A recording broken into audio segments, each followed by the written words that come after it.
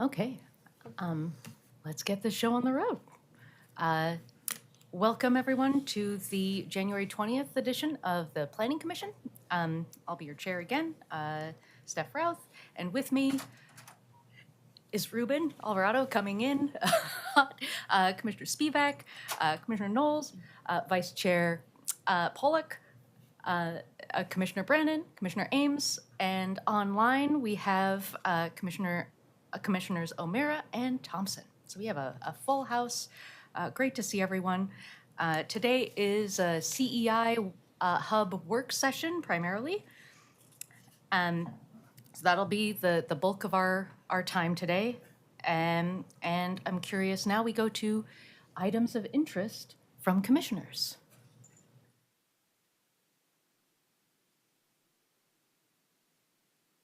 Anyone? Okay. I'll share because there was a question around, I had shared just before the CEI Hub hearing, I had shared a couple of meetings that I had been in. So I just want to state for the record, there were 2 meetings, Southeast Uplift and the League of Women Voters late last year. Neither of them had any bearing on the CEI Hub. The purpose of those were to talk about what our land use process and zoning process and what is the role of the Planning Commission in our city's policy development. So, and that is something that I think, you know, as proactive volunteers who have a lot of community ties, that is a strength that we bring to this body to be able to have those conversations about what the Planning Commission is to better welcome people to this space. And so, yeah, that's what we have. And now moving to Director Diefendorfer for the director's report. And then we'll go to consent agenda.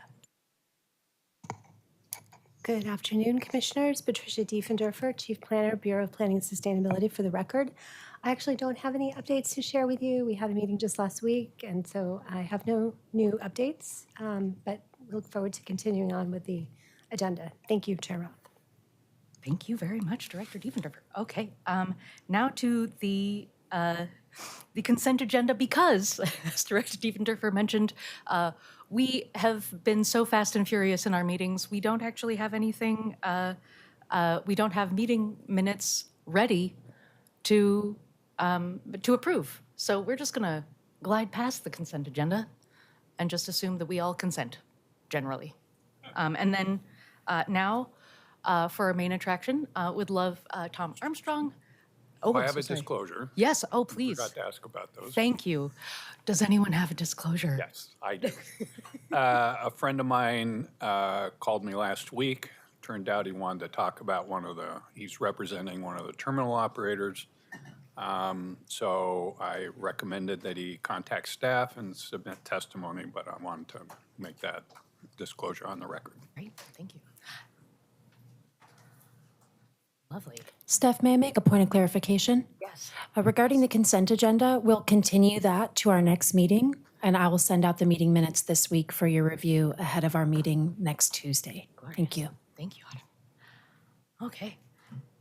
The whole crew is joining us. Thank you. Please take us away. Yeah, I brought friends this time, just in case we get too far deep into the weeds.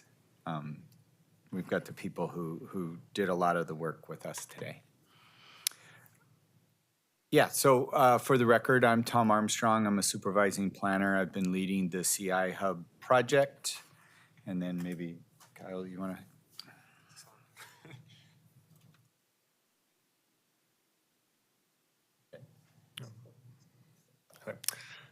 Good afternoon, Commissioner. Kyle Jenkins, also a planner on our CI Hub team on the comprehensive planning team. Good afternoon, everyone. I'm Julia Michelle. I'm a city planner also on the CI Hub team. Ryan Singer, principal planner for long range planning, and I've been also on the CI Hub team. All right, let me the presentation up.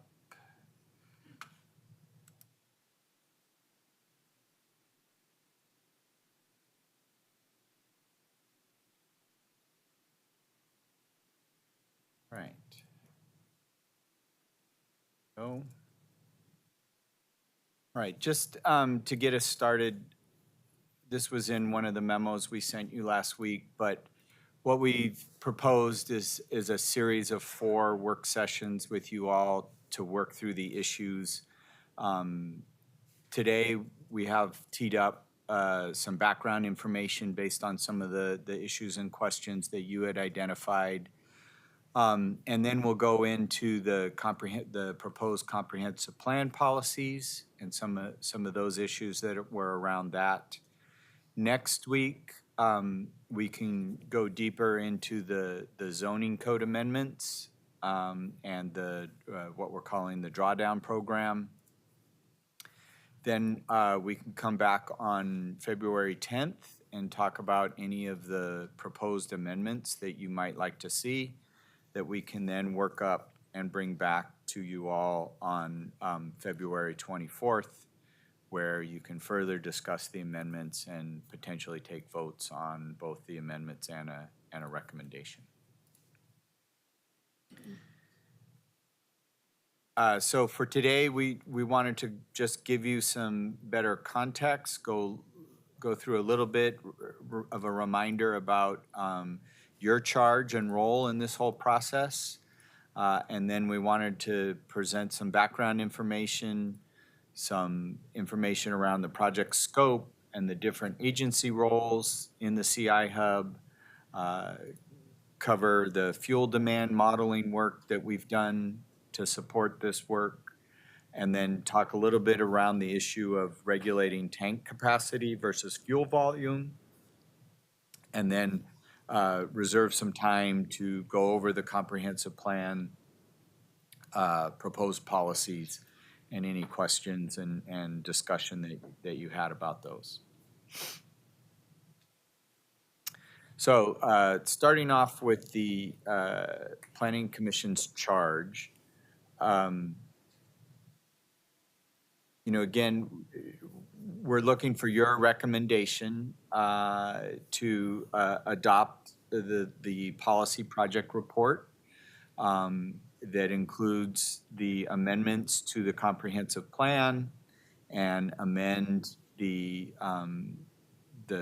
Title 33, the Planning and Zoning Code, the zoning code amendments, and then offer your input and thoughts on the proposed drawdown program in particular. And so we recognize that sort of the zoning code and the drawdown program, they're linked. They address some of the same issues, and so we can talk about them at the same time, but we just wanted to sort of remind you of the separate.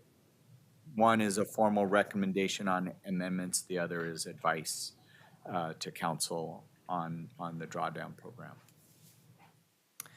So just again, for context setting, the primary purpose of this project was to look at the comprehensive plan and zoning code, and as it applies to the CI Hub and the bulk fuel terminals, and see what we could do in terms of changes, amendments to the comprehensive plan and zoning code to support further safety and risk reduction as it relates to bulk fuel terminals. And in that sense, it is a little bit narrow in terms of what are the land use decisions, land use policy decisions that we can make to support that.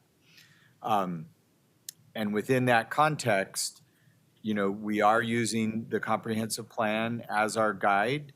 And we're trying to address all of the guiding principles, all of the goals and policies that are encompassed in the comprehensive plan. And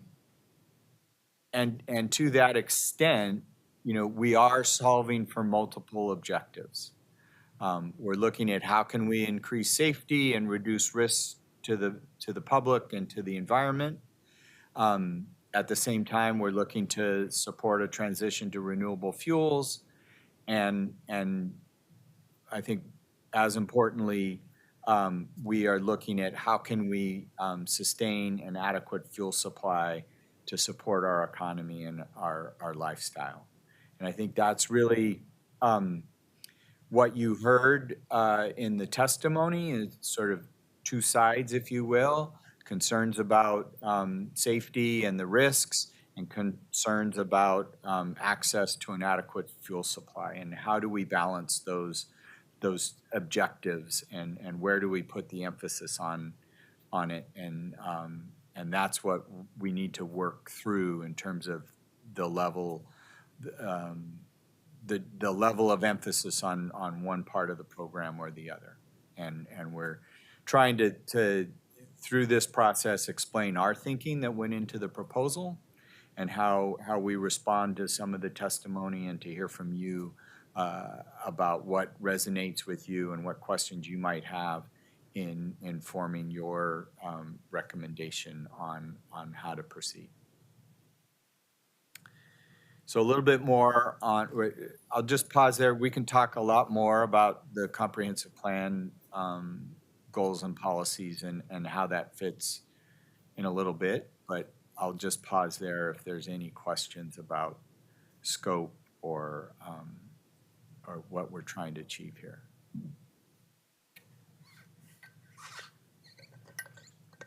Okay. So a little bit more on scope, and especially how it relates to agency roles, and you know, again, what we're looking at updating the comprehensive plan policies. We're looking at updating the zoning code regulations, and at the same time, we're using this process to support and engage other agencies that play a role in the CI hub to and more directly address some of the emergency management issues that you heard in the testimony.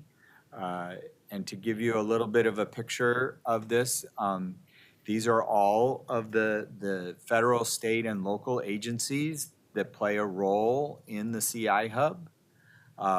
There's a lot of them. And so what we're trying to really reconcile is what is the role of land use regulation in this larger CI hub, and everybody else's responsibilities, and to optimize our piece of this puzzle. Another way to think about this is more by topic or subject area, and you have a lot of agencies that are directly involved and responsible for emergency management and response, primarily leading with our Bureau of Emergency Management and our Bureau of Fire and Rescue. But you have the State Fire Marshal involved, you have the State Department of Emergency Management, and especially the U.S. Coast Guard involved in pieces of this. We have, you know, this work touches on climate policy and energy planning. We have a lot of players with land use and development, not only at the city, and it depends on if we're talking about development on private land versus development in the right-of-way. We have state building codes, and now we have the Department of Environmental Quality with their seismic stability program, which I'll say a little bit more in a minute here. And then you get into, you know, the environmental regulations, things like stormwater runoff and Clean Water Act issues that BES and DEQ address, as well as EPA, and then risk management, again, in terms of how we regulate certain activities and certain materials, and U.S. Department of Transportation with the rail lines. So there's a lot of different players that have a piece of the CI hub. I think this is all to say when we're looking at comprehensive plan policies and zoning code regulations, the land use development end of things. There are certain topics that we think that we've heard that are really out of scope of this project. and that has to do with the emergency planning and response and readiness questions, the relocation or the dispersal of other fuel storage facilities throughout the state is a state issue. You know, our authority ends at the city line. I think we've presented information that there's not really a better location in the city for these facilities. Virtually our entire industrial area is at high risk of a liquefaction in a seismic event. And yet, you know, we continue to have as part of our state legislative agenda, pushing for these issues, you know, such as relocation or emergency management planning at the state level to better address these issues. A question? Yeah. To that extent, for folks who are watching, all 10 of you, where can one find our city's legislative priorities for the state? Yeah, on the city's website through the Office of Government Relations, we maintain a document that gets refreshed prior to each session. I think back in December, Council held a work session on our legislative agenda. So there is an actual formal document that is our representation. It's our direction to the city's lobbyists on the issues they should promote and put forward down in Salem or even back in Washington, D.C. So it's available through the Office of Government Relations. The other one I want to touch on is the enhanced financial responsibility. So this is concerned that sort of current federal regulations don't really provide enough funding to adequately clean up post-event, post-disaster. And so other jurisdictions, particularly the state of Washington and the state of California, require additional bonding. This is sometimes referred to as risk bonding or financial assurances that there will be funds available to adequately clean up the post-disaster. And it's something that we've been talking about as a city, a county, and the state over the last couple of years. It came close to a bill passing last legislative session. My understanding is that it's going to come back up in the short session. And so, you know, in terms of taking responsibility for that program, we have been more of a supporter of either the state or the county who have seemed to want to take the lead on this to making sure that that happens. And I think that's what our position continues to be. For the proposed draft does include language to require bonding for performance bonding, right, to replace tanks. So it would seem that the zoning code does have the power to do it. Is that correct? But the city is not using the power in the zoning to condition cleanup bonds as they do require performance bonds. I think those are slightly different situations, especially when you're talking about how it operates through the zoning code, because the performance bond is tied to development and to compliance with the no expansion regulations, and trying to manage a situation where a terminal may have room, may want to keep the existing tank online until the new tank is ready to go. And all we're asking as part of that performance bond is an assurity that once that new tank is online, the old tank will be demolished and taken out of service and demolished and removed. That's where the performance bond requirement comes into play. This financial responsibility sort of is more about operations and ongoing operations. It's not necessarily tied to development, and therefore it would sort of be a new program for the city. And in this sense, it's been part of an ongoing conversation with the city, the county, and the state as to, well, who's going to actually do this program and who has authority under state law to do such a program. And that's why we've been deferential to the city or to the state and the county discussions with that, as long as those are ongoing. Okay, I guess that makes sense of why the performance bond's required. It seems like conceptually that the city could say, if you're going to build a new tank, you have to, or a new conveyance system, a condition of that is to bond it for what happens if it leaks. So I guess I'm wondering, I get that if the state's going to take the lead on it, the state has more power than we do, but is it possible that Portland does have that power and we're just not using it right now? We can find out.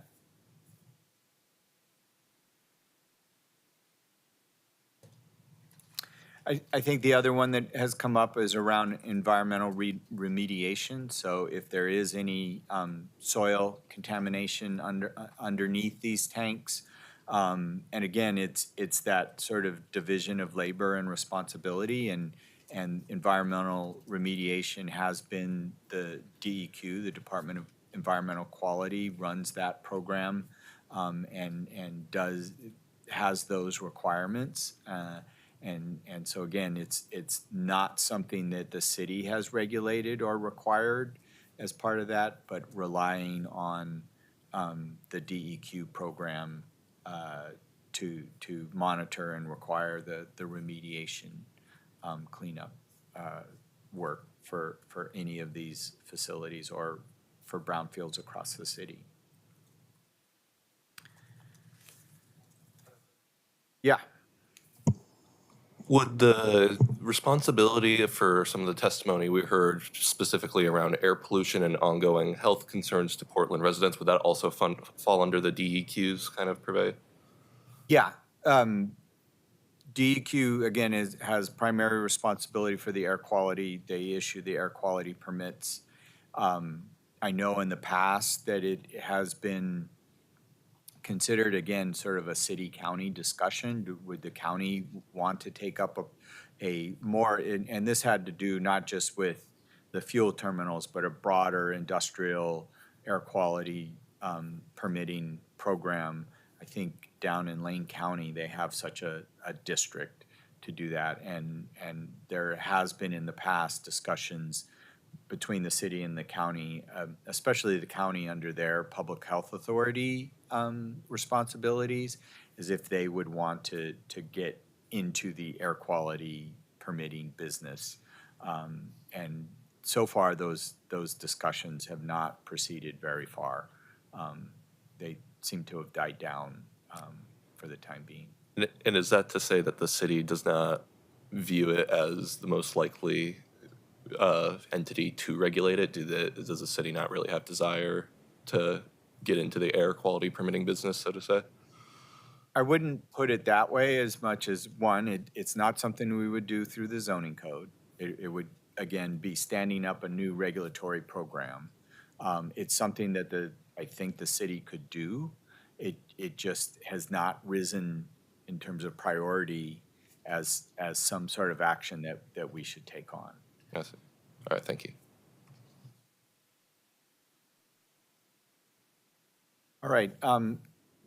There was a lot of testimony and some questions about what's the relationship between our zoning code and drawdown proposal and how it aligns with the DEQ's fuel tank seismic stability program. So we wanted to give you a little bit more information on what that is and how it works with our proposed regulations. And so this is a program that came in a couple of years ago through state legislation, and it is designed to make the fuel terminals safer, and it is focused on the bulk fuel terminals, the large bulk fuel terminals.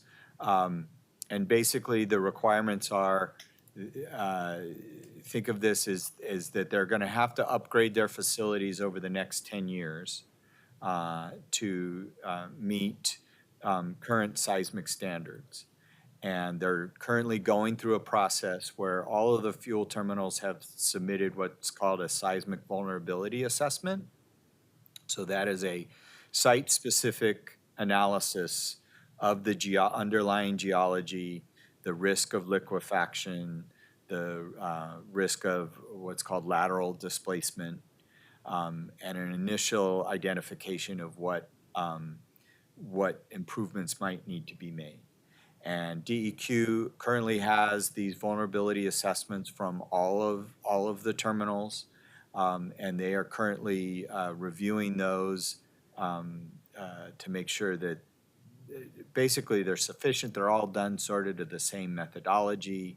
They're in alignment, and then as those get approved, then each terminal will have to prepare what's called a risk mitigation implementation plan, or RMIP, which is essentially a 10-year investment plan. What improvements are you going to make sure that the facility is safe, that there is very, very minor spills in the event of a Cascadia subduction zone event? And how are you going to invest over the next 10 years to make that happen? And then the DEQ rules also require a sort of 1, 3, and 5 year interim actions. How are you going to get going on these investment plans? And so the program's performance objective is their phrase, maximum allowable uncontained spill, is 42 gallons per tank. And our understanding is that's a pretty restrictive level, and that what they envision is that there's going to be retrofits and replacements and reinvestment in either the tanks and or what are called secondary containment. So think of berms, walls that keep the material, any material that leaks has to be kept on site. And that, it is up to the terminals to decide how they're going to go about doing it. DEQ has created what I would call a safe harbor, which is any improvements that are designed to meet the requirements of a risk category 4 level, will satisfy that objective. And so they can rebuild the tanks to the risk category 4 design. They can do some of the tanks to that level and some containment, but there is some flexibility or options for the terminals to determine what it is that they want to do with that. We have mirrored that in the zoning code requirements. Basically, and think of this as 2 phases. We have, if we anticipate that council adopts these regulations, say by the end of June, we expect that the RMIP process will be continuing on through 2026 and into early 2027. And so there is an interim period where a terminal may come in and want to do a tank replacement without an RMIP in place. And we're saying if you want to do that, you need to design it to a risk category 4 tank design. We're not going to look at containment or other options. But then once you have your RMIP in place, what we want to see is a letter from DEQ saying whatever you're proposing, the tank replacement, the retrofit, whatever, is consistent with and complies with your approved RMIP plan. So it sort of, if the approved RMIP plan outlines all of their investments, we're going to replace these tanks, we're going to do these berms or whatever, then as they come in for permits, building permits to the city, we want DEQ to confirm that permit application is consistent with the RMIP, so that we have that consistency going forward. Tom, can I ask a quick question on that?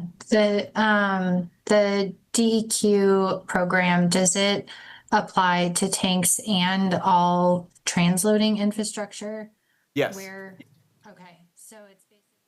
Oh, you're fading out there, but yes, the DEQ program applies to the whole terminal facility itself, all of the components, not just the tanks themselves. But the main focus is on the tank infrastructure.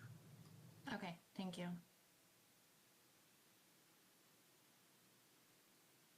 Do you know why the time period is 10 years?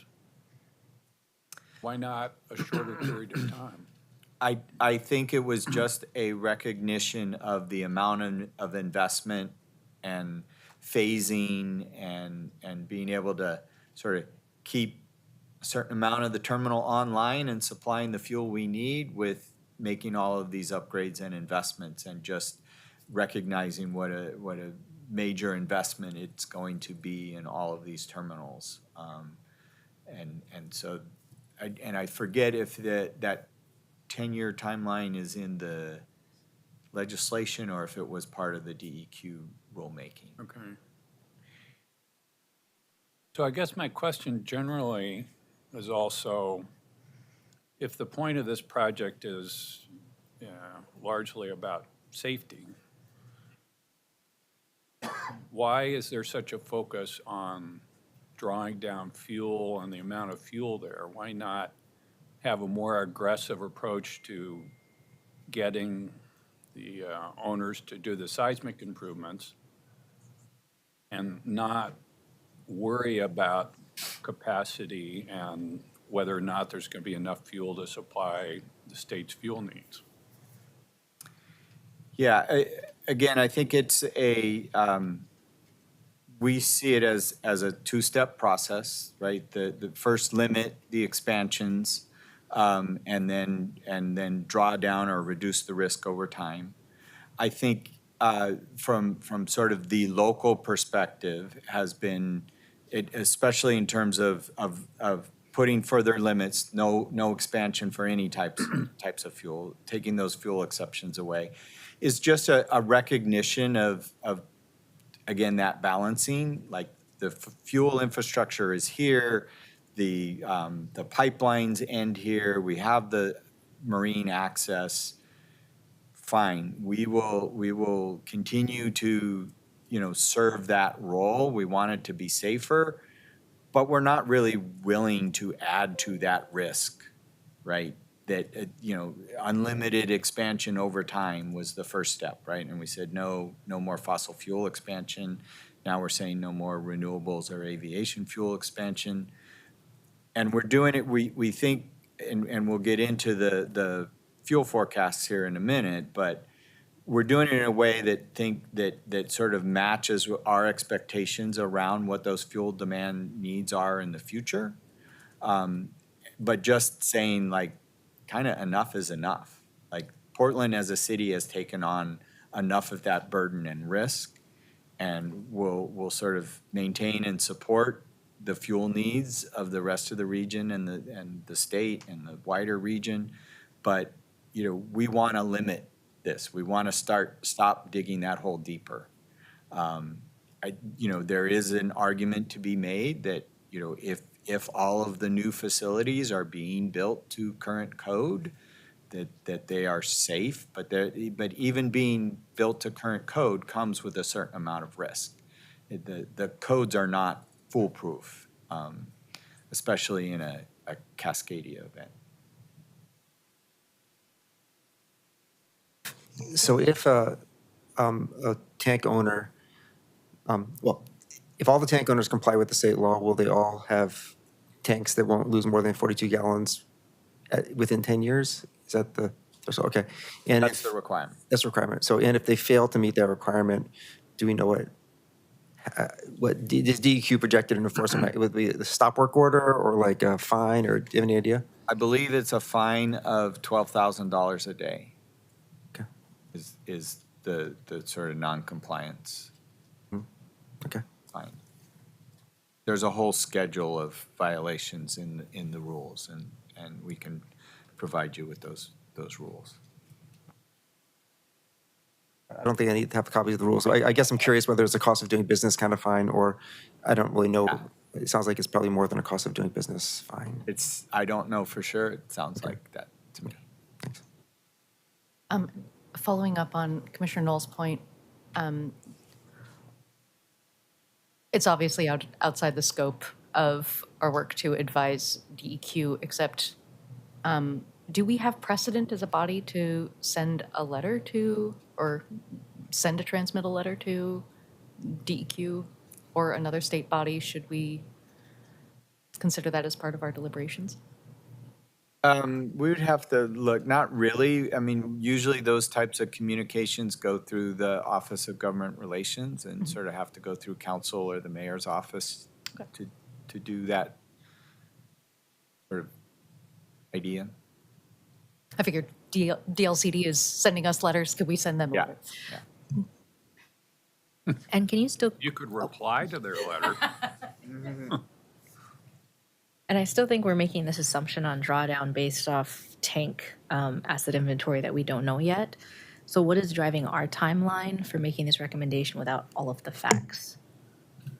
I think primarily we need regulations on the books to require better facts, right? We're acknowledging we have information, we have bits and pieces, some from the county's studies in the past, some from these seismic vulnerability assessments, some from the air quality permits.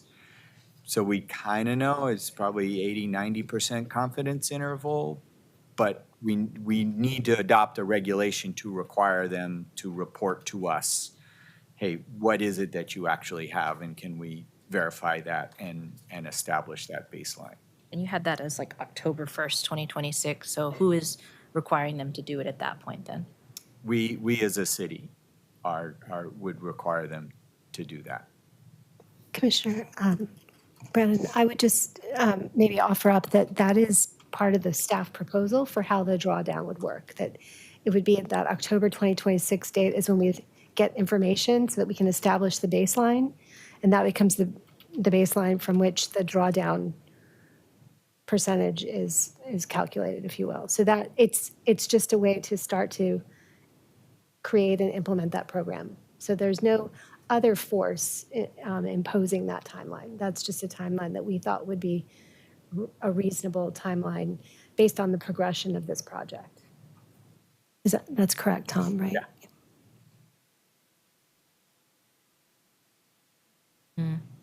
Not yet. No, I mean, yes, but not right. Yeah. Why don't we can keep going into this, and I just wanted to again highlight this interagency coordination and recognizing the full spectrum of agencies with responsibilities in the hub. We've been working with DEQ, who's also been working with Portland State University to facilitate these conversations and really beginning to convene all of the agencies to coordinate that communication, and then really now getting into sort of what are the vulnerabilities in terms of the infrastructure or the response. We heard a lot of testimony about the water infrastructure and availability, and what can we do about that. And then from there, how do we mitigate, and with the idea of sort of having that interagency coordinated effort to really come together around, a priority set of actions that we can work on at the city, that we can lobby the state for funding, we can seek federal funding for, but, having a more powerful statement when you have 4 or 5 agencies coming together and saying, hey, we need to do this, to make it that a stronger effort. All right, are there any other questions about sort of the interagency work, the roles and responsibilities between the city and all our other agency partners? Not, we'll move on to some of the fuel modeling. All right. Okay, so I think we already started to touch on some of this, but you know, I think that the key question is, you know, will these proposed regulations constrain the hub's ability to meet Oregon's future liquid fuel demand? And sort of that, again, is the sort of balancing, how can we promote safety and reduce risk, and sort of bringing in some of the economic policies, continue to support our economy with the, you know, meeting the needed liquid fuel demand. And so the modeling work that we've done is designed to help answer this question. And because I think in the past, the discussion has been a lot of, you know, we as staff have provided a lot of information. Most of it comes from the federal government and their Energy Information Administration and their forecasting. We have a lot of trends, you know, looking backwards and how things are going. We have information from the state, and, you know, ODOT does a revenue forecast based on the gas tax. DEQ does the Clean Fuels Program. A lot of those are shorter term. You know, they look at recent trends and are projecting out 3, 5, 10 years. And so and then what we hear a lot of is, no, you know, we're gonna need more fuel than that, or fuel increasing. And rarely do we actually get numbers to say, well, where is that fuel growth? Under what assumption are you coming up with that fuel growth? And so for this time around, we hired Parametrics, a consulting firm, to do our own fuel demand model. And so we wanted to look at how that fuel demand is expected to change over time. And some of the factors that we built into that model are population growth. Again, you know, looking at, you know, assuming that Oregon, and this model was primarily based on the state of Oregon as a whole, recognizing that most of the fuel coming through the hub goes on to serve Oregon itself. But we were looking at population growth, you know, factoring that in. And then we wanted to factor in other things such as around technology. So what is the electric vehicle conversion uptake? You know, as people replace vehicles, you know, how many of them are going to be EVs? And then looking at renewable fuels as a substitute for fossil fuels, especially for the medium and heavy duty trucks, the diesel construction vehicles and freight trucks and that sort of thing. And then we were looking at other policy directions, some of it local, like our own renewable fuel standard, some of it at the state level in terms of the climate protection program, even some of it at the federal level with the EV incentives that have recently gone away. That's some of the uncertainty that you heard in the testimony. So we wanted to factor all of those in and run some different scenarios to like, well, okay, and we were focused on 3 main scenarios, which we show here. the blue line is what we call the current adopted policies. So if all of those came into effect, what sort of demand curve would we expect? And this is the liquid fuel demand, and it's a combination of think of it as a combination of gasoline, fossil diesel, and renewable diesel primarily, and jet fuel. You know, if all of our adopted policies were fully implemented and worked how we thought they were going to work, what does the curve look like? And then we ran two other scenarios that are like, well, given all of the uncertainty we're facing right now, let's back that off. Maybe we're not going to see as many EVs as we expected or hoped for under our current policies. There's a slower uptake of EVs. And then, well, what if we have more, especially again for the diesel vehicles, more renewable fuels than electrification? And that's the yellow line there. If those heavier vehicles that are harder to electrify, if that is slower and we have more renewables, what does that curve look like? And then, so that begins to give us different levels of fuel demand in gallons.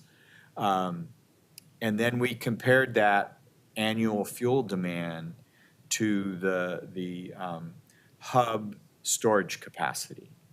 And we used for these curves and based our policy proposals on a what we think is a conservative turnover rate of basically each tank gets filled once a month. Fill it and draw it down. We think that the hubs can go faster than that and in some cases are faster than that. And that sort of gets into the throughput capacity. And that gives us, we think, a little bit of a margin for error in terms of our calculations as to whether or not there's enough capacity there in that sort of turnover and rate of turnover. So one response to a constrained storage capacity is, in fact, move more throughput through the system, as opposed to another response would be, well, let's build more tanks. Yeah. A couple questions. One is, the parametrics model exports, or is this assuming that the fuel's only being imported?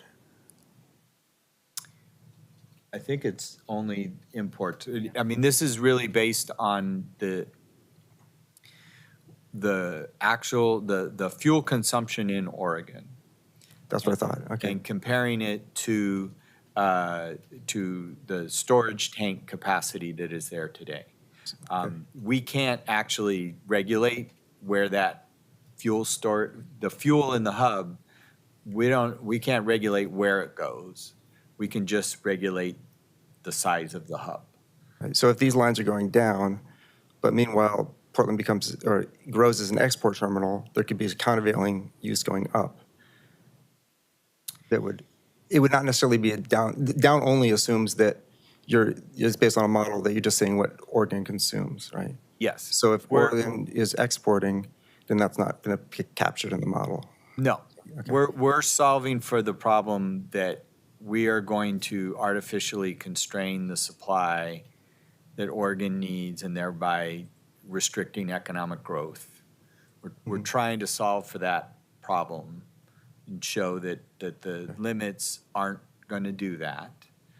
We can't solve for where does the fuel go and how do the terminals decide, are they going to import or are they going to serve Oregon or serve Washington? Or, we saw that most recently with the disruption in the Olympic pipeline when Kinder Morgan unilaterally decided they were going to shut off the pipeline to Eugene in response to those fuel shortages, right? And it's like, I don't know why they decided to do that. I don't know why that's all that the fuel that they had on hand at the time. But that's sort of their prerogative. Okay, and then the other question I have is from the original question that drove the parametric study. It seems like can we go back to that question? Sorry, so I can't remember it exactly. Will the proposed CEI hub regulations constrain the hub's ability to meet Oregon's liquid fuel demand? So if the answer is, it sort of implies that the answer is no, they won't constrain it, then we're okay. And if yes, to constrain it's a problem. I guess I thought that part of the goal of the project was that if it's just a terrible location for a fuel hub, and that we might want to constrain it so that the fuel gets distributed from other places in the state that are not liquefaction zones.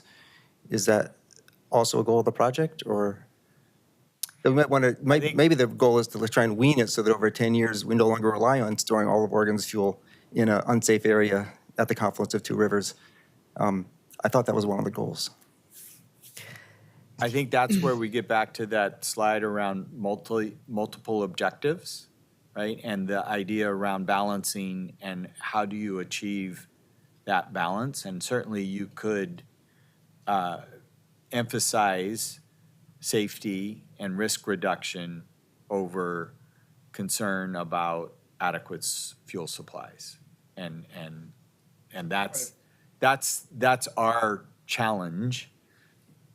But parametrics was not given that challenge. Parametrics is like, let's just was see not, on the import basis how much, if we want to just follow industry trends of how much fuel is being used in Oregon, and we don't assume that anyone's going to export stuff through the same terminals, do we have enough capacity? right. Got it. Thank you. And I think where the parametrics modeling is informative is on this question around throughput, and that if we constrain capacity, limit capacity expansions, and even start the drawdown and how deep of drawdown program, what are potential industry responses to be able to respond to, somehow these curves being different. And we're saying we think we have a pretty conservative throughput assumption that one of the responses could be ramping up the throughput. The other sort of calculation is if we want to be more restrictive, do deeper drawdowns, one of the likely or a likely outcome could be that we are constraining fuel supplies, and that demands some other response.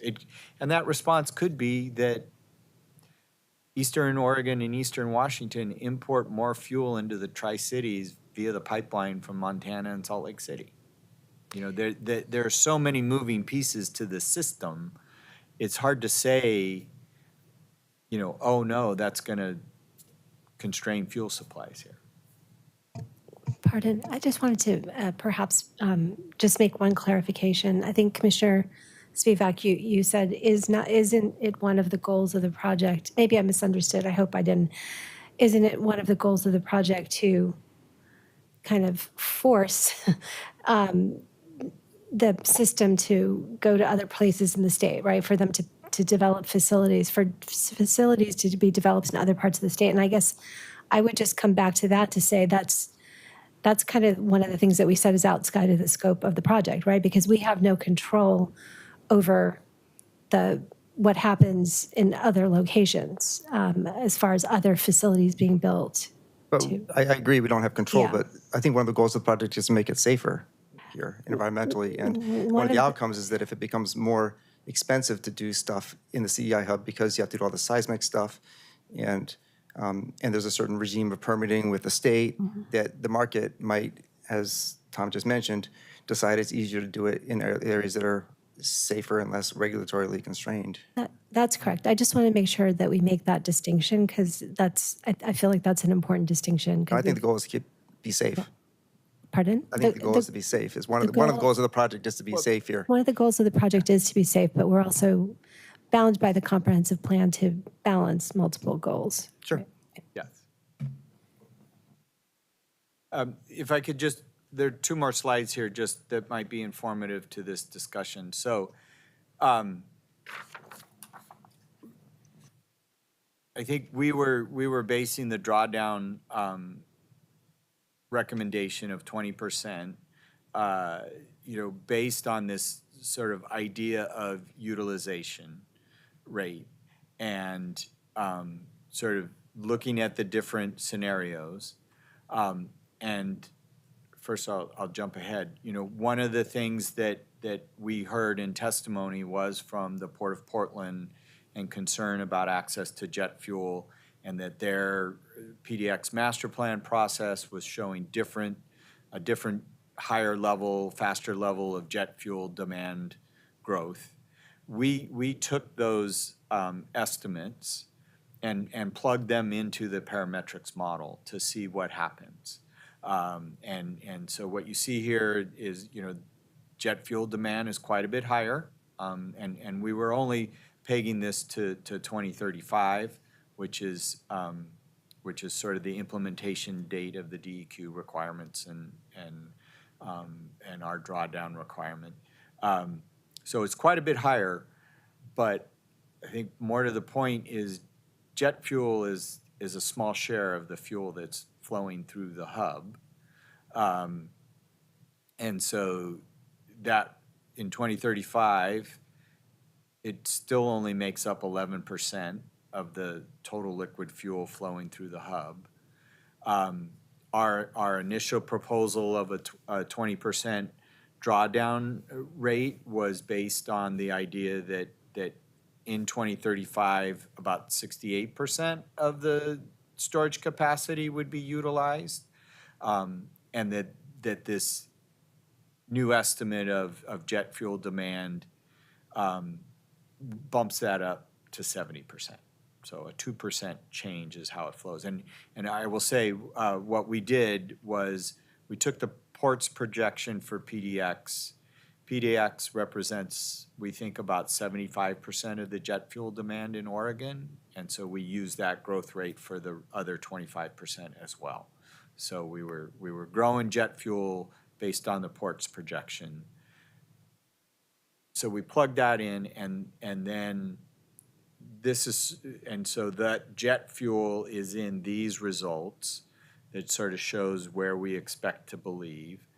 And so whether you're looking at that delayed progress scenario or even the strong renewable growth, we're at 70, 73%. It's not huge swings. In some ways, it's probably within the margin of error of the modeling itself. And again, these fuel demand curves reflect that higher jet fuel growth rate. And I think 2035 is sort of one of the crux points, because sort of beyond that, our assumption is the demand for liquid fuel, especially gasoline, will drop as EVs come online, and that frees up that the capacity that used to be used for gasoline is now available for jet fuel and renewable fuel to sort of absorb that growing need beyond 2035. I'll leave it there. So that makes sense that there wouldn't be a constraint if you're right about how much gasoline is needed in the future. If you're wrong, then there could be a constraint on aviation fuel. Could be, or the response could be, throughput, increased throughput. And what we've tried to do, especially as part of the implementation of these RMIP programs over the next year, is the flexibility. Oftentimes we see some very large tanks out there, and maybe for flexibility purposes, we allow them to reconfigure those tanks. It could be 2 medium-sized tanks, right, to give them flexibility for fuel switching and whatever. And so sort of creating more options and more flexibility in terms of how they use the capacity that they have without getting into regulating fuel types or throughput.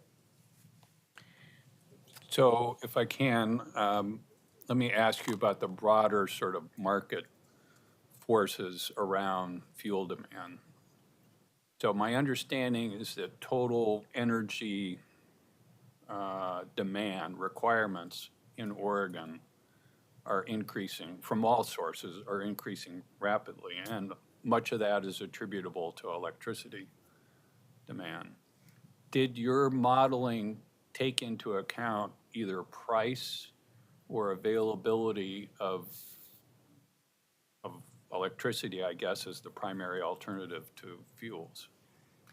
Don't think we took into the price of electricity and how that affects demand for EVs. It was reflected more in the delayed activity, I guess, of those curves. So the assumptions that are built into, for instance, the delayed progress in the current adopted policies reflect kind of a pushback of the ability or the transition to use those electric vehicles. But no, the economics of it wasn't directly reflected. But there is a price component to demand. There's an elasticity of demand question that has to do with consumers and users needing to stick with their old, reliable, dangerous, and carbon impacting, climate impacting fossil fuel use, because electricity and the availability of the alternative vehicles is too expensive for them. Yeah, and How is all that factored into? the model emphasizes more the capital, upfront capital expense of the vehicle itself compared to the ongoing cost of electricity versus the cost of gasoline, which my understanding is that the EV operating costs are much lower, but the upfront capital costs are higher. And what the model tried to do under the delayed progress, particularly under the delayed progress and a little bit in the renewable fuel growth, is to recognize the lack of incentives to reduce those capital costs that then slow the uptake of EVs. But we weren't actually modeling like, oh, what if electricity costs double? How does that influence EV? We can ask our climate staff if they've seen any studies on how that affects. Without knowing, it just seems logical that there'd be some relationship between the use and demand for EVs or use and demand for other ways in which fossil fuel is now used that electricity could be used for. And I guess I would just add, expanding our electrical infrastructure is challenging, as PGE discovered recently. So I'm curious to what extent that I'm generally curious about the challenge of providing the alternative to fossil fuels. So that's really, for me, that's what these questions are really about. I don't know what the answers are. They're just issues in my mind. We're pulling together some information, hopefully have it to you later this week, on more of that larger electricity supply question. I think the high-level takeaway is my understanding is the EVs represent a more distributed load and varying times, that it doesn't, a bunch of EVs doesn't stress the grid out as much as a data center or even a manufacturing facility that converts from gas to electricity kind of thing. But we'll try and bring some more information on that front. Thank you.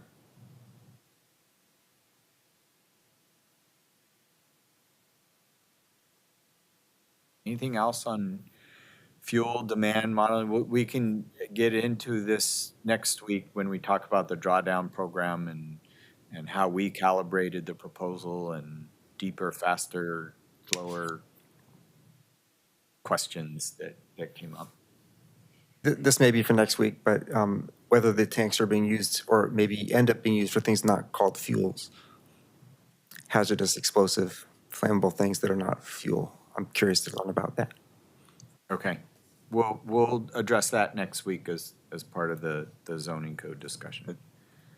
Are natural gas tanks included in this, and are there any in those 11 hubs?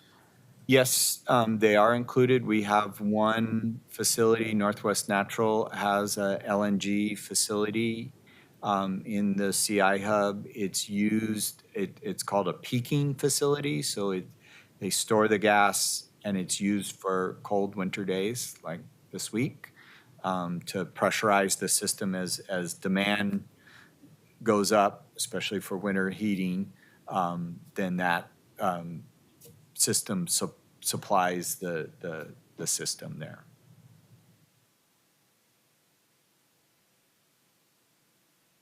So Northwest Natural, that's no association with the pipeline. The Northwest Natural's location in the CEI hub, it has nothing to do with the pipeline. Is that correct?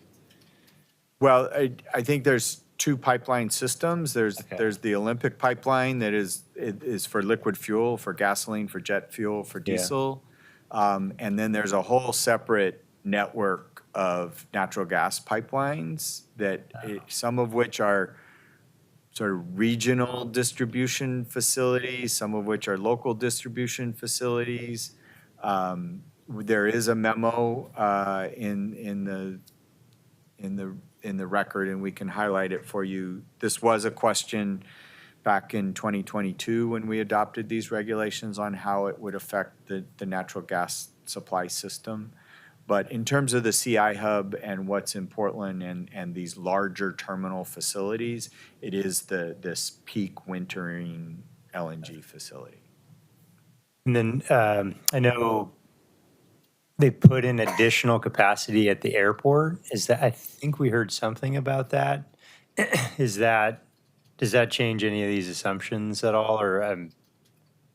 Not really, because, so yes, the airport was out in front of all of these DEQ standards, have been sort of a role model, hopefully, for all the other terminals, because they got their work done soon and they're already under construction on a whole new facility.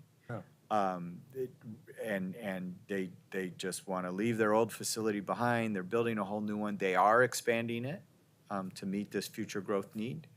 But the sort of the bottleneck, the constraint to the system is all of that fuel still has to come through the hub.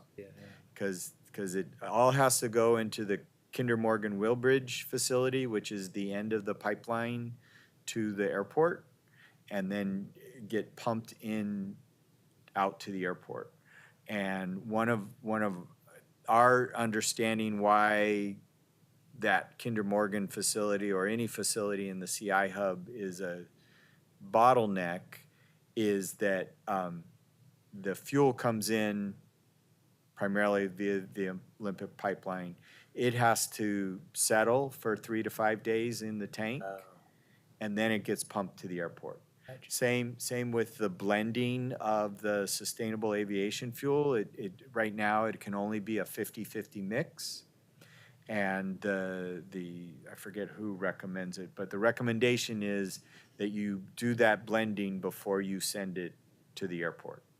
And so you have to do the blending and let it settle, and then you ship it to the airport. So additional capacity at the airport, again, we don't have a good insight, but it has to do with that turnover and how fast they can get it out, move it through that system and get it to the airport and store more of it. And so I think there still is a constraint in the hub itself. Okay. Did you? I believe it's the FAA that has. That said Yeah, you blending have to, offsite. blending offsite, yeah. Okay. Yeah. Yeah. Thanks.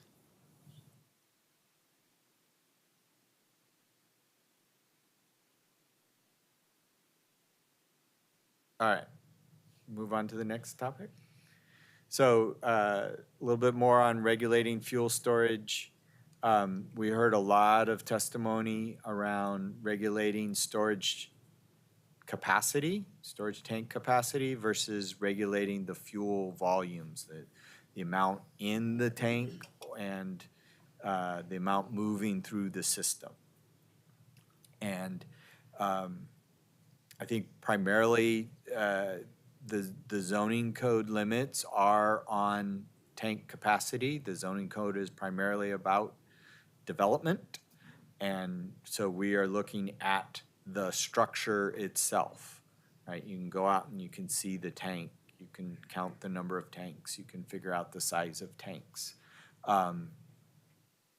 And how fast they fill up that tank and draw down that tank and the fuel levels in that tank, that's more of a regulation of operations that is not well suited to the zoning code and could be regulated through other things like air quality permits and other things like that. And so we were starting with the basis, again, anchored in the zoning code. What is the storage tank capacity at these facilities? And then we're basing the drawdown program, again, sort of on that storage capacity requirement. That's something that we can easily measure. Go out, count the tanks, and do the inventory, and show us how you're 20% less. And that we, again, we're the fuel demand projections, that sort of utilization, the key assumption there is around the turnover rate. And again, we think we're being conservative on that turnover rate, that by limiting the tank capacity, we still have enough to meet that future demand. I think other challenges with regulating throughput or volumes are, what is that baseline, right? We have daily average volumes from the state fire marshal's office. We have peak volumes. They're very different, right? And so what is the throughput data that we're going to base a regulation on? We have found that volume data is very inconsistent and depends on the source, whether it's the state fire marshal or the DEQ records. Sometimes it's not available, or at least we haven't been able to access it through the state systems. And again, we come back to, you can go out, you can see the tank, you can measure the dimensions. It's a physical thing that's there that makes it a lot more straightforward to regulate. So I think in terms of other challenges, we're talking a little bit about, again, sort of if the terminals are reporting fuel volumes, how do you verify that? How do you verify those reports? We would, do we start a meter reader program like we do with water meters? How do we check that data that we would be receiving from the terminals? And again, how do we calibrate a cap or a drawdown baseline? How do we look at and do the terminals even have that data on, okay, give us 365 days of volume data that's in your system, and let's, how do we figure that out, kind of thing. So these are sort of the challenges that come with going from looking at physical infrastructure to operational measures that is just a sort of a whole different regulatory system that we would be looking at, that we're not prepared to do through this project. And so that's sort of why we've chosen to regulate tank capacity in a way that others in the community are saying we should regulate the throughput. Yeah, so yeah, that's sort of what we had to say on sort of that capacity versus volume issue. Oh, I was just going to add that, because Shannon's here, that also like zoning wouldn't be the tool that we would do a volume sort of approach. And then I would also add that because we know how much capacity, or at least we can look at the tanks and say, oh, at least we can say what you have now is what you have in the future, right? That's what the zoning is proposing to do, is sort of just freeze it. With the volume approach, we would have to have the data about what they're doing each day or however long to even create a program and a baseline to begin regulating that. And there is some desire to regulate things quickly. And so this is, that would be something that's farther into the future in order to regulate the volume. So the approach that we're taking here is both what we can do, very measurable, and it's expeditious. Yeah, I'm curious what, in my mind, I'm just trying to put a couple things together, but seems to me that the most salient safety concern is the quality of those tanks and their seismic and all the improvements. I'm curious what the difference of 80, 70, 60% of a volume of these materials in there make a difference if perhaps the other one is not addressed, and just curious if just how those numbers were outside of the modeling. Are those two things are working in tandem, and how are we ensuring that safety through more of the latter rather than here's this number percentage that we came up with? Yeah, I think our first approach is, again, working in tandem with the DEQ program, is like upgrade the facilities that are there.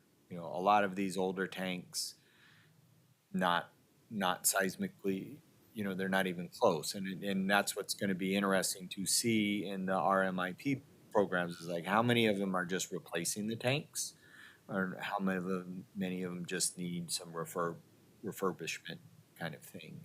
But I guess our impression is the bulk of the safety improvement is going to be from that improvement of the physical infrastructure, and that it is sort of the volume benefits are out in the out years, right?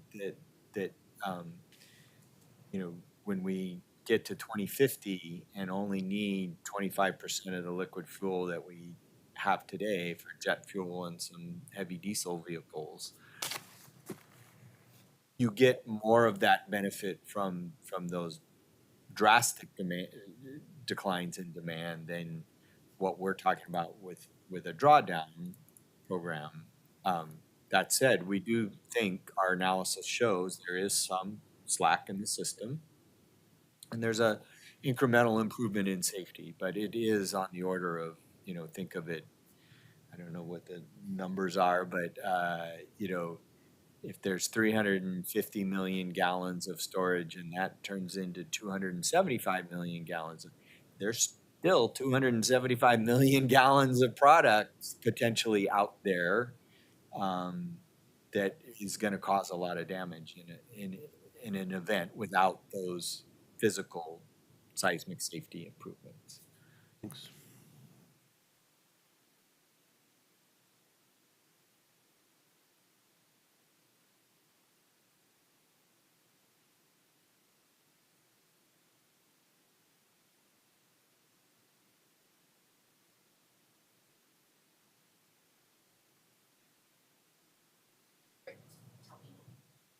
Okay.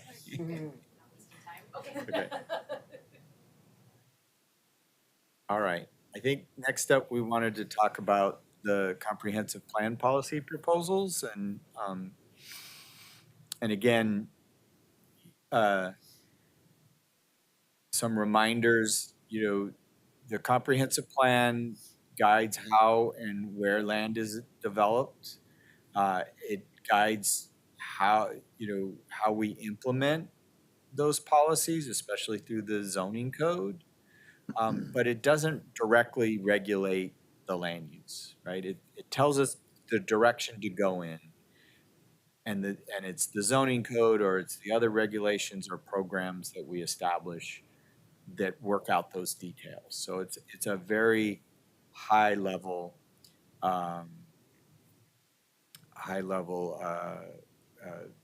look to all of that.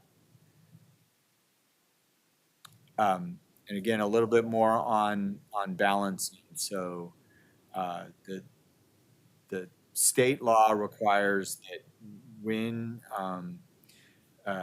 we go to do a legislative project, like a comp plan amendment or a zoning code amendment, we have to show how that project complies with the comprehensive plan as a whole. That's where we bring in these multiple objectives. We can't just ignore one section of the comp plan. And so that's where this balancing comes in consideration of all the different goals: human health, environmental health, economic prosperity, and again, looking at, but there is some judgment in there as to how to do that balancing and where that emphasis falls. And I will say as a lead-in for the discussion here is that stronger policies, those policies with more directive verbs, don't automatically override other policies. We still have to address those policies with weaker or less directive verbs. Here are some examples. Yeah. Just to understand how this all works. So this project both proposes to change the comp plan and the zoning code. If this project is challenged to the zoning piece of it, would people be challenging it against the newly adopted comp plan policies and can it be challenged based on the comp plan pieces of it? Does that make sense? Yeah, good question. Or maybe it's a question for It's a question with for our attorneys not in the meeting. city but- attorneys. We'll but, get back to you on that. Thanks. Yeah. So, sort of along those lines,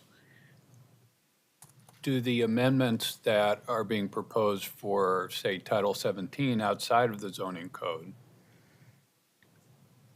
does the comp plan apply to any of those non-zoning code policies?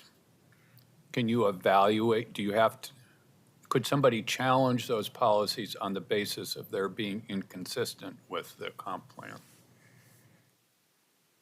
No. At that point, the comp plan is advisory, but it's not the same sort of land use decision that a zoning code amendment is. And so saying, oh, you misapplied the comprehensive plan policies for the Title 17 work, I think we would argue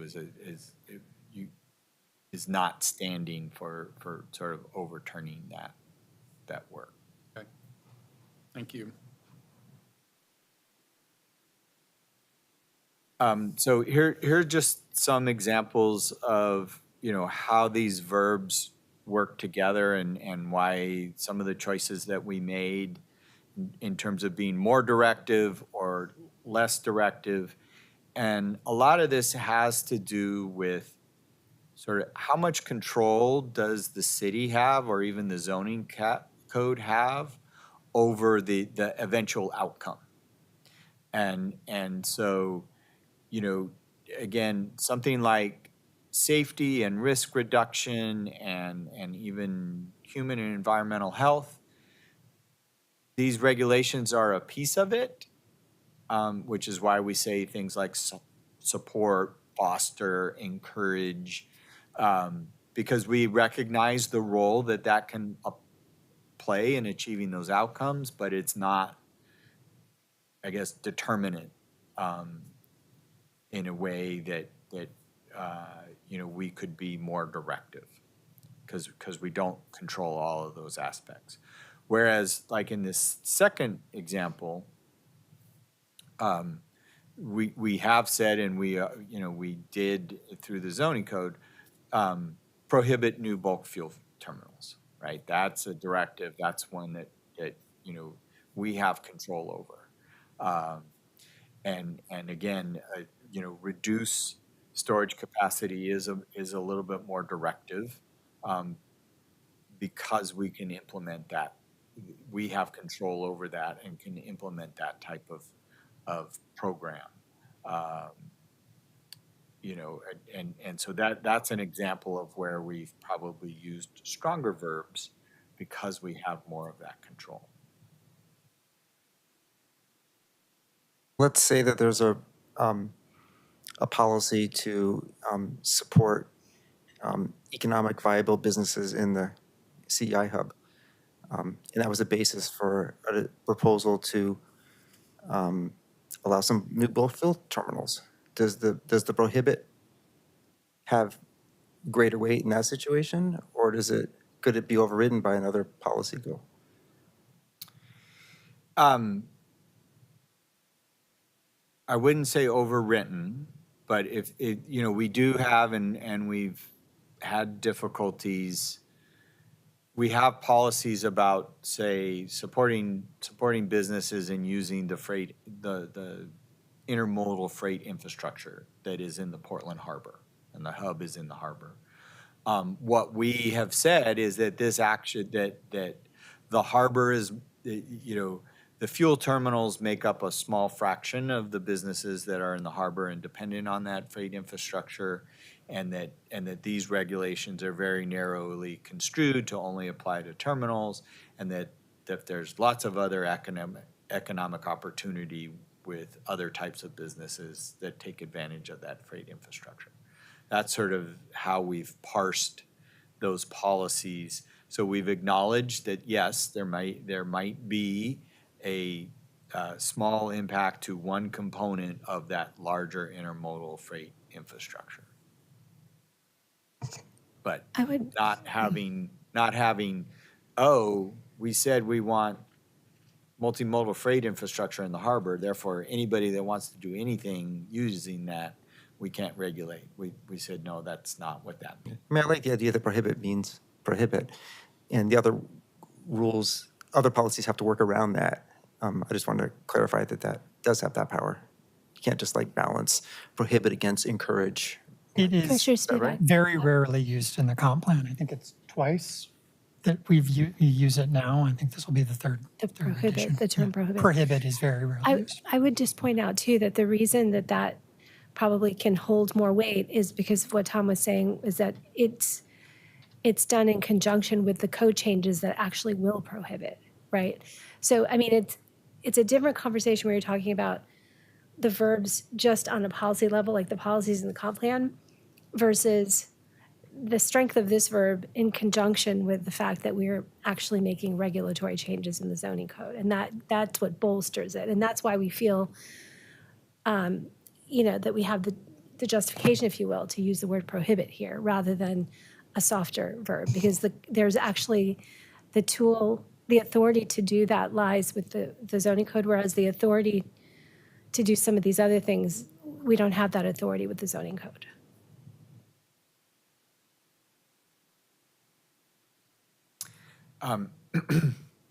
We have all of the other policies here ready on a slide. I don't know, based on the testimony that you've heard, if there are particular policies you have questions about, and the strength of verbs or the direction that is intended by those.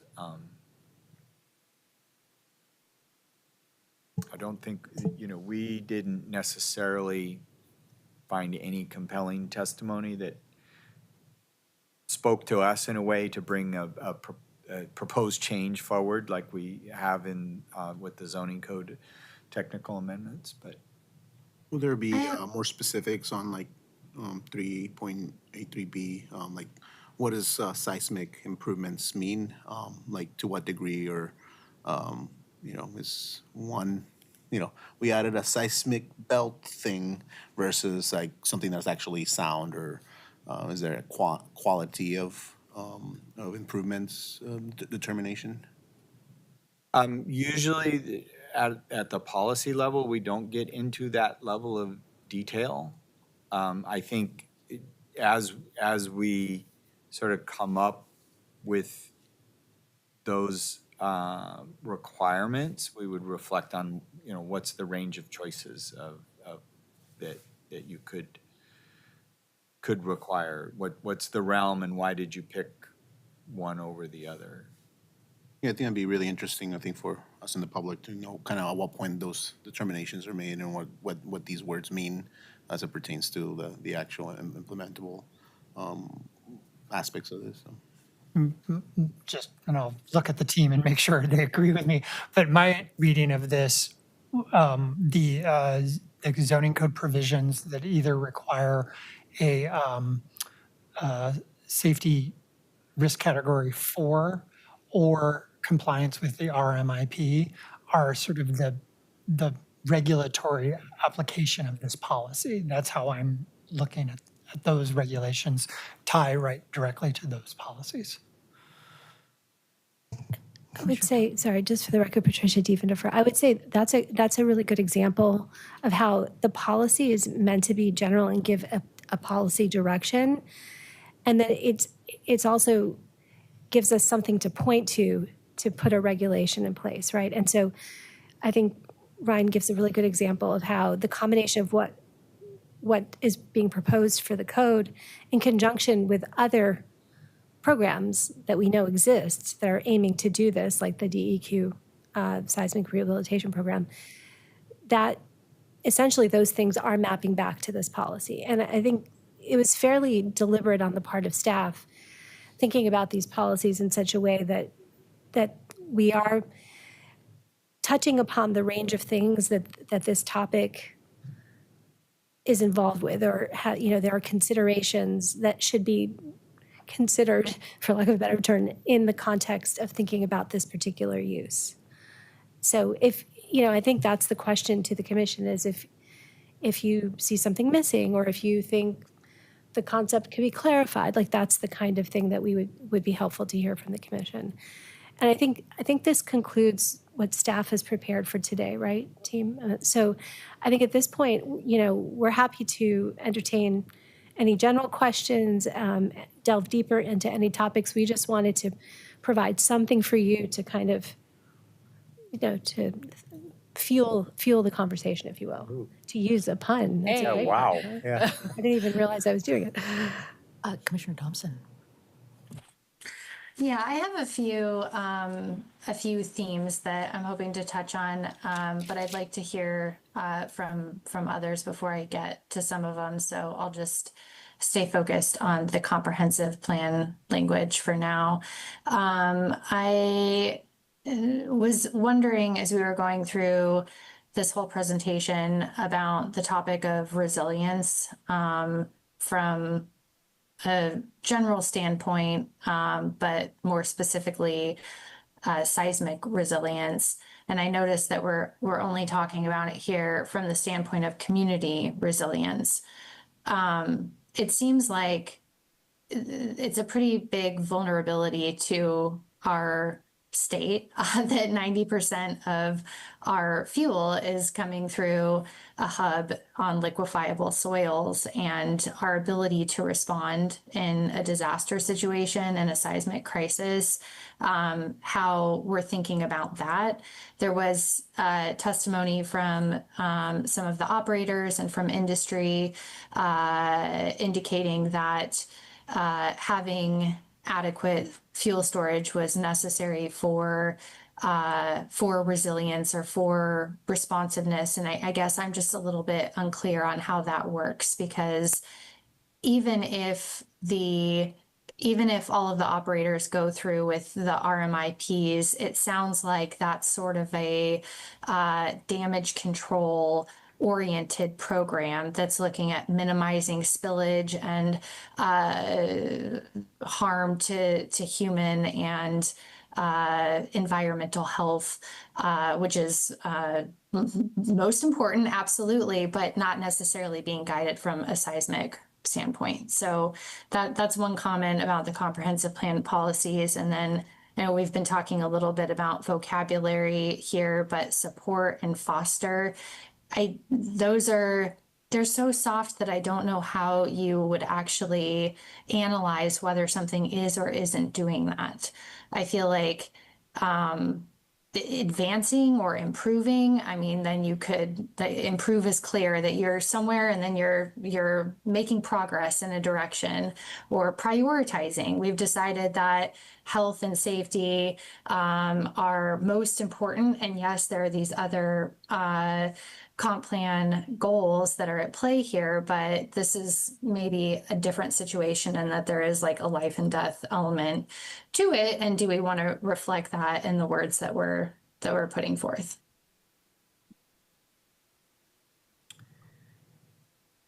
Yeah, I think it's interesting to try and parse out the difference between sort of that safety and risk reduction and resilience. And if you sort of lean on a definition of resilience that is more of that sort of ability to recover after an event, what position are you going to be after the event? You know, I on the one hand, I think it is the DEQ seismic improvement program that gives us most of that resilience with the existing system. I don't think it's not clear to me how having more capacity in this location provides that resilience, more resilience, especially for the larger state. And all of the state resilience plans are all about a distributed fuel network, you know, having fuel depots at all of the regional airports and that sort of thing. I haven't seen how the connection between those fuel depots and the hub and capacity in the hub sort of makes that connection. And I think, you know, again, pointing to this last event where the Olympic pipeline shut down due to an emergency, an unexpected event, and the terminals were shorthanded, right? They didn't have enough fuel on hand, and there were fuel shortage. That, to me, speaks more to operations than physical capacity in the hub in this location in terms of resilience. And then on the second point, do you have any comments on replacing support or foster with something like prioritize? Yeah, I mean, I think We can take a look at that. yeah. Some of these are already defined terms, and I was just looking at prioritize in the glossary in the comp plan states that to do that, we'd have to identify the things that would be treated as more important than the thing that's prioritized. So it would require, I think, a little more digging and thinking.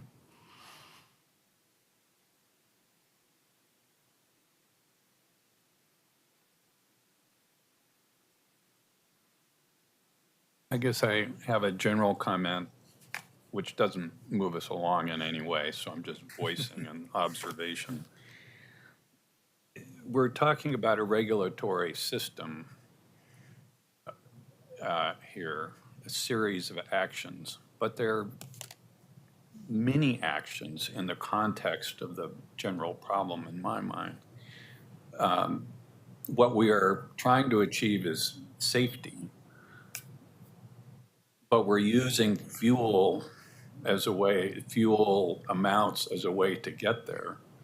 And I guess I wish that there was a comprehensive effort, probably led by the state, that would take a look at safety, at where our existing infrastructure is, because all of the fuel right now is coming to a point in the harbor.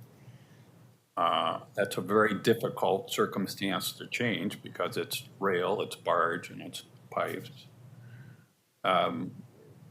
Ideally, those facilities would be minimized and the storage function would be moved somewhere else or to other places in the region or in the state.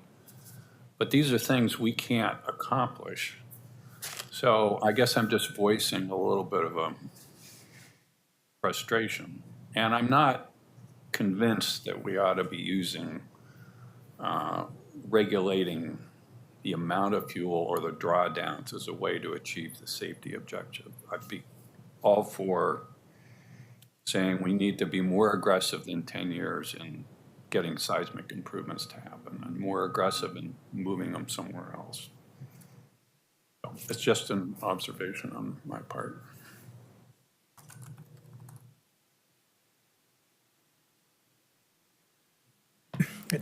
I think the thing that's struck me a little bit is we haven't heard anything from the operators, which seems odd to me. So I don't know how much they've been involved in.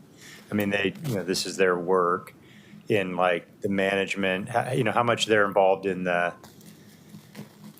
solution or kind of in the ongoing kind of maintenance of this thing. I mean, my mind goes to, well, they're not here because they don't really care. Every dollar they have to invest in making this more resilient is just passed on to 90% of the fuel users in the state of Oregon, where we're the fourth most expensive gas in the U.S. So, is that close? Or, I mean, how involved have they been, each of the individual operators? They participated in the process that we did to develop these concepts and get to through the discussion draft and get to the proposed draft. They were involved both as individual operators, terminal operators, and the Western States Petroleum Association that represents some of, not all, of the terminals. I will note that over the weekend, we got a letter into the MAP app from the Western States Petroleum Association, raising concerns about operational constraints and some of the issues that we've touched on here about limiting flexibility and that sort of thing. And that's sort of how they've weighed in. I don't recall other testimony from individuals. We had one operator, terminal owner, who came and spoke at the hearing. And then WISPA was there, right? I saw them in the audience, but I don't know that they spoke. I have to go back and look. It is a challenge, and as with anyone, they don't want to disclose a lot of their business operations, and it's a competitive environment. Right, they're each competitors, and yet they're being all regulated, together. So,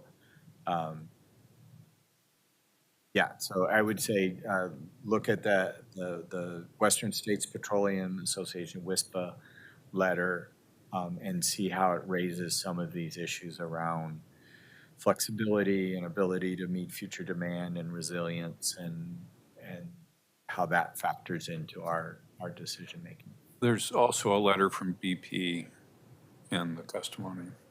Okay. And from Alaska Airlines. So.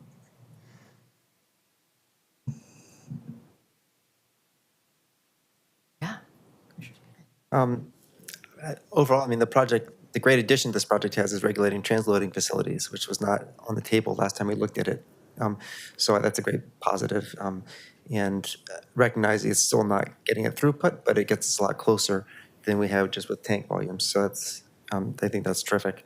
I think I've got some anxiety a little bit about import versus export, because the focus is so much on what fuel we bring in, but the potential, in terms of potential safety for our region, if Portland's hub becomes an export terminal to ship fossil fuels out to the rest of the world, then that's at our risk. And I think this project, since you can fill tanks up faster than once every month, that would be a countervailing addition to risk that doesn't serve our region. And at the policies, when I got public testimony on some proposed changes on policies, I like some of the stuff I saw, but thanks for the summary of how they all work. I think I want to look that over again and see if there's anything I want to suggest. But if anyone else wants to, I'm happy to kick around some ideas. Yeah, thanks. And you're going to be sharing more on drawdown next meeting? Okay. Because I think that's my biggest concern on this whole thing is it doesn't seem enough when I look at our goals in the comprehensive plan, which are resilience, human health, equity, all these same issues. This is something that people have been fighting about for years and years.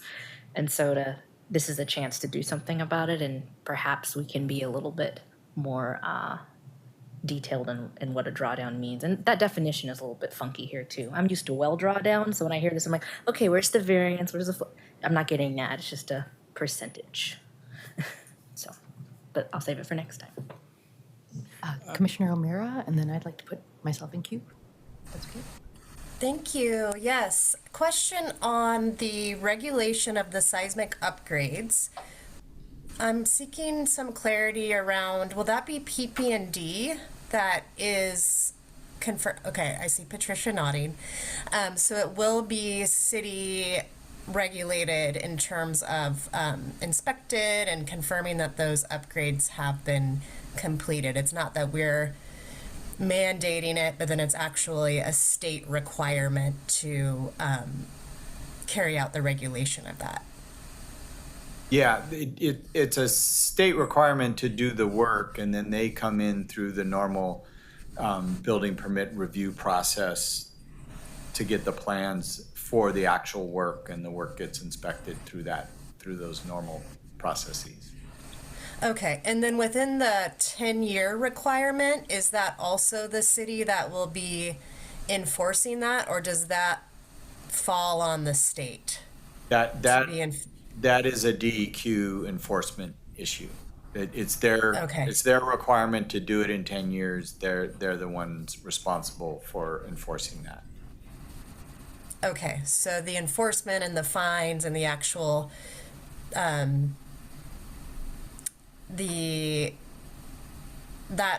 part of the upgrades falls to the states, but once it's in for permit and the actual improvements and the confirmation, inspection, et cetera, falls to the city to confirm that those seismic upgrades have been completed to code.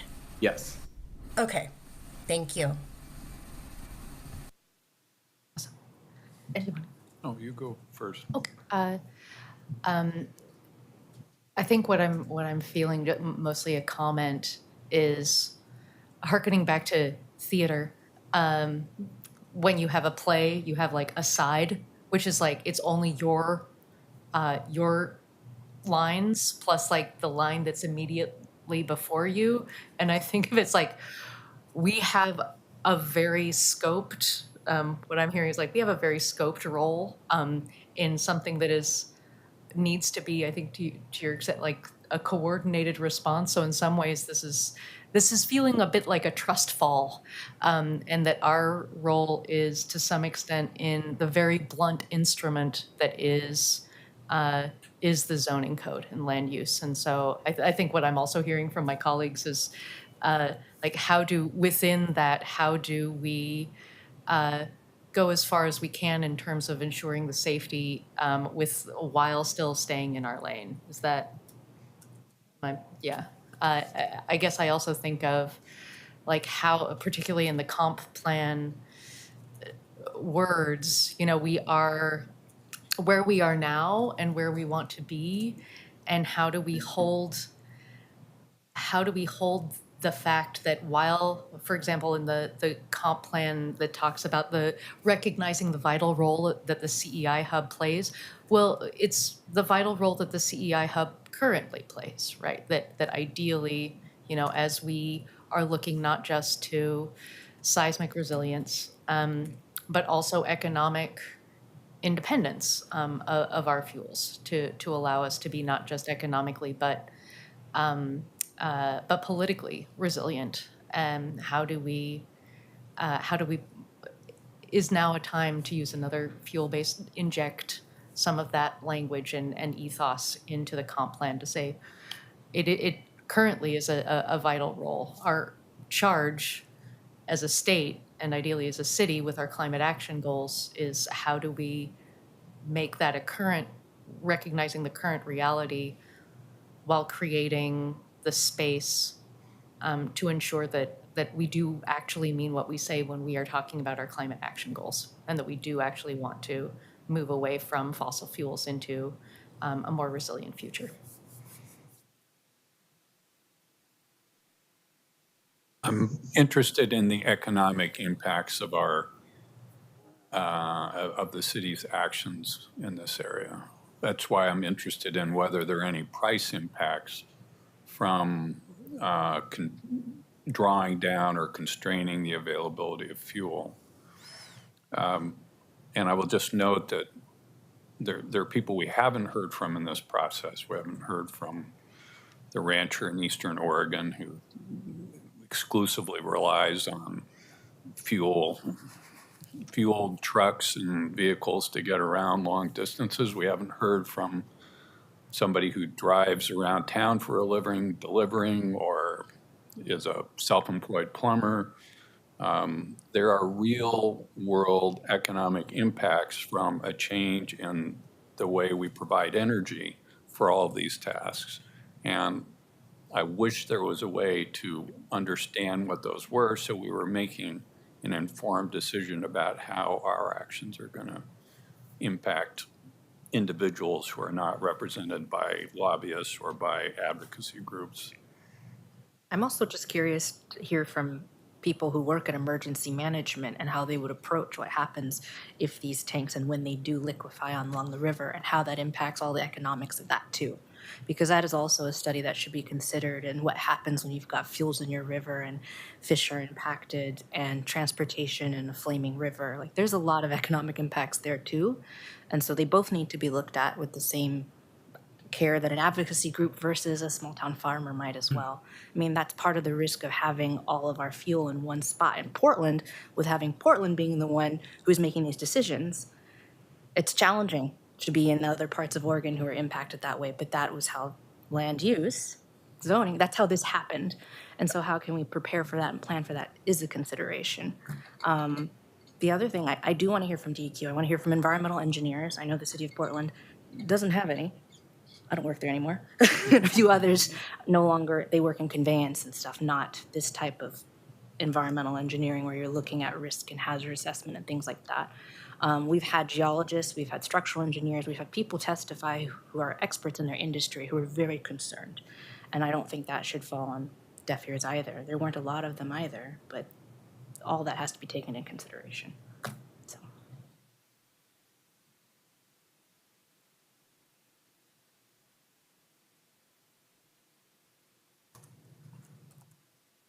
Well, one thing we all seem to agree on is these things are in the wrong place.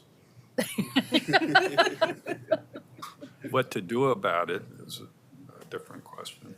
Could someone remind me how the public testimony reopening that already happened? I lost track. Yes, and I think it's open for 3 more days, is that correct? Yeah, it's open till Friday. 23rd? Yeah. Yes. Open till Friday the at 23rd. 5. We issued a bunch of memos last week, so public can react to that. And we wanted anyone who might be watching, observing today's session, if they heard anything, they have time to get in further comments by Friday. So expect some more testimony to come in. I think the other, Commissioner Thompson. No, please, go ahead. No, take it. Okay.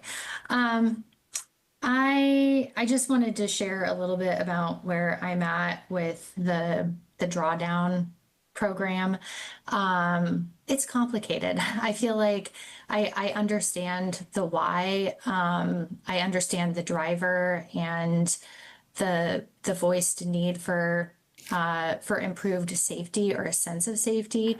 I do feel a little bit concerned that maybe it is more about the perceived sense of safety and that we are doing something to improve a very unsafe situation. I just, I don't have a great sense for how that will play out on the ground and if it will actually make the way that fuel is stored in the terminal area safer than it is today. So I think, as Commissioner Brannon mentioned, it would be great to hear more about the impacts from a potential disaster and how the drawdown plays a role in mitigating that. And then, Tom, we already spoke about this, and I understand that it would be very complex and likely not feasible to take like a spot zoning sort of approach to all of these different sites with a total of 600 tanks. But we're painting with a very, very broad brush. And with the trade program in particular, I could see a scenario where the DEQ program and the stringency of that program causes some places to just like say, no, this doesn't make sense anymore. And maybe that's a smaller operator on one of like the more upland sites, because there are a few that again, with none of the geotechnical background, I can only hypothesize that some of the soils in this area may be worse than other soils, and some of the sites are further away from the river than others. And you might have an operation that would decide that it just doesn't make sense anymore. And maybe it's not a fuel terminal, maybe that site ends up used for a different purpose. But with the trade capability, you could get somebody right down on the water, somebody that might have worse soils or some inherent challenges, taking that capacity.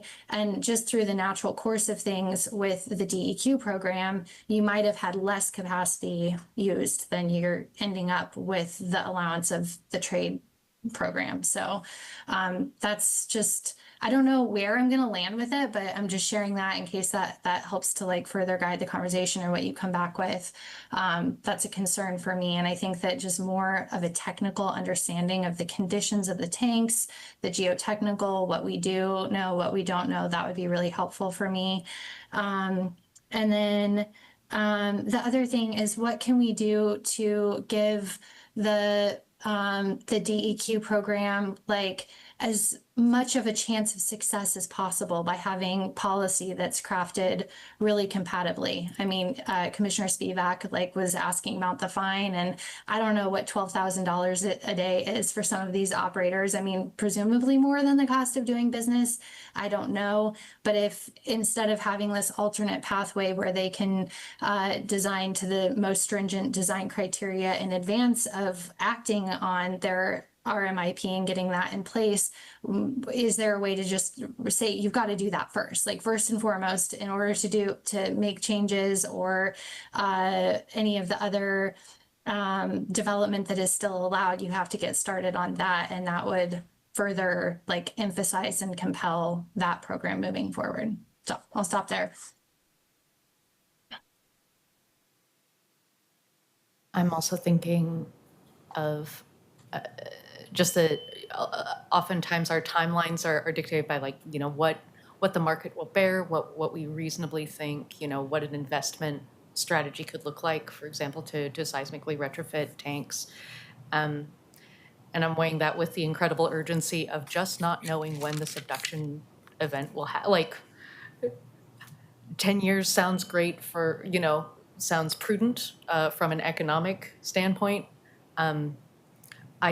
I hope I'm alone on this dais by being the only person who has actually done disaster cleanup after day after day for several months after a subduction event. And that did not include a whole bunch of fuel, liquefiable soil, but it did include, you know, an entire town being pushed into a bay by a flood event. So I'm also thinking like the idea of a berm, I would like points for not laughing at the idea of a berm mitigating containment on liquefiable soil, that, you know, it could be next year. And so part of what is weighing on me is the understandable economic impacts of a more aggressive seismic requirement, along with the fact that we don't get to plan when the subduction event is. I have a feeling if we could plan it, we would just say never, thank you very much, let us move on. So I'm weighing that urgency with the fact that there are people who came and are waking up every day looking at those tanks and saying, if today is a major event, like what does my chance of survival look like? And that's a real responsibility that I just feel very weighted by. I think that's a great observation, and I'd like to see a more aggressive schedule for making those improvements personally. I'd also like, coming back to the whole concept of drawing down, I'd be interested in the staff's reaction to this idea of benchmarking the fuel drawdown to the availability of the alternative energy source. So that, and I don't know what those metrics are. I don't know what you would say the benchmarks are, but the concept that we shouldn't be reducing fuel if there isn't an alternative available seems to me to be a real world problem. So I'm just putting that out there as an idea.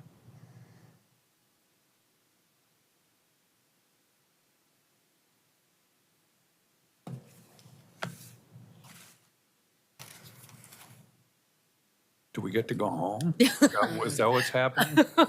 Someday we'll have an easy project team, and won't that be exciting? Any other questions or thoughts? Things that are weighing on you? Just to kind of echo what people have already been saying about an aggressive timeline and the fact that the big one can happen at any moment. I grew up going in Portland public schools, and one of the earliest science things they teach us is that the big one will happen one day. And we have kind of no idea when it's going to happen. And I feel like most of us pigeonhole that pretty deeply in our brains up until right around now for this project, where it's all kind of come back to me. All that information, all that worry, essentially. And I just really want to echo what Chair Routh and everyone else has been saying about a much more aggressive timeline. It could happen tomorrow. And then all of this meetings kind of would have been for naught. And I would hope that isn't the case, but there's a lot of people whose everyday lives and just their lives in their entirety are on the line with this. And I really would like to see sort of an aggressive response taking that into account.